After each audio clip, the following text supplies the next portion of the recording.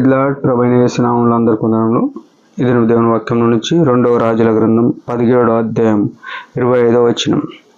అయితే వారు కాపురముండ నారంభించినప్పుడు యెహోవా యందు భయభక్తులు లేనివారు గనుక యెహోవా వారి మధ్యకు సింహములను పంపెను, అవి వారిలో కొందరిని చంపెను. ప్రియమైన వారులారా, ఇక్కడ చూస్తే షోమ్రోను పట్టణంలో కాపురం ఉన్న జనులు వీళ్ళు ఏం చేస్తూ వచ్చినారంటే ఒక పట్టణం చూసుకున్నారు, ఆ పట్టణంలో కాపురం ఉన్నారు. ఇండ్లు కట్టుకోవచ్చు, లేకుంటే డేరాలు వేసుకోవచ్చు, వ్యవసాయం చేయొచ్చు, ఏదో చేసుకొని బతుకుతున్నారు.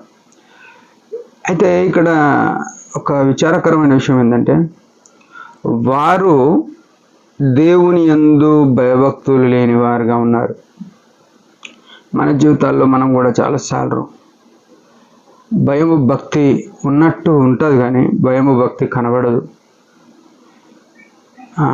కొన్నిసార్లు మన మాటలు నా ఇష్టం అని మాట్లాడతాం, లేకుంటే నాకెవ్వరు చెప్పేది లేదు అని మనం మాట్లాడుతుంటాం. అయితే వీరు కూడా అట్లే ఏమంటున్నారు, యెహోవా యందు భయభక్తులు లేనివారు. ప్రియులారా, ఈ లోకంలో ఎవరికి భయపడాలని దేవుడు నిన్ను సృజించలేడు. మనుషులకు దాసులు కాకుడి అని ఉంది. మనుషులకు ఎవరికి భయపడద్దు, కానీ అదే సమయంలో దేవుని కూడా మర్చిపోదు మనం. ఈ దేవుడైన యెహోవా యేసుక్రీస్తు ప్రభు ఏమంటే సర్వ మానవాళికి, సర్వభూమికి ఆయన రాజు అయినాడు, అధికారి అయినాడు. ఆ విషయం మనం మర్చిపోదు. సామెతలలో రాయబడ్డది, ఆయన అధికారమునకు సంపూర్ణంగా నువ్వు విధేయత ఒప్పుకోవాలి అని చూపించింది.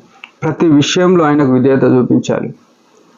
ఈనాడు మానవులంగా ఆయన మాటకు మనం ఎంతవరకు విధేయత చూపిస్తున్నాం? ఆయన వాక్యం తెలుసు మనకు. ఆయన వాక్యానికి వ్యతిరేకంగా నిత్యము తిరుగుబాటు చేస్తున్నాం. యెషయా 1:5 రాయబడ్డది, మీరు నిత్యము తిరుగుబాటు చేయొచ్చు, ఇంకా ఎలా కొట్టబడదురు అని రాయబడ్డది. నిత్యం తిరుగుబాటు ఉంది మన జీవితంలో.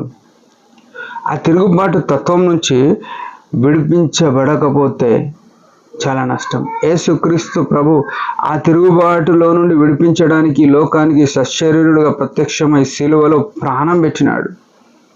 మనల్ని అందరినీ ఒక సరళమైన మార్గంలో, ఒక తిన్ననైన మార్గంలో ఆ యేసుక్రీస్తు ప్రభు మార్గమైనాడు.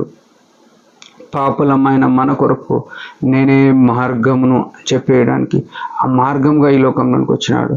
అయితే భయభక్తులు లేని వారి ఎడల ఈ దేవుడు ఎట్లా చేసినాడంటే వారి మధ్యకు సింహములను పంపెను, అవి వారిలో కొందరిని చంపెను.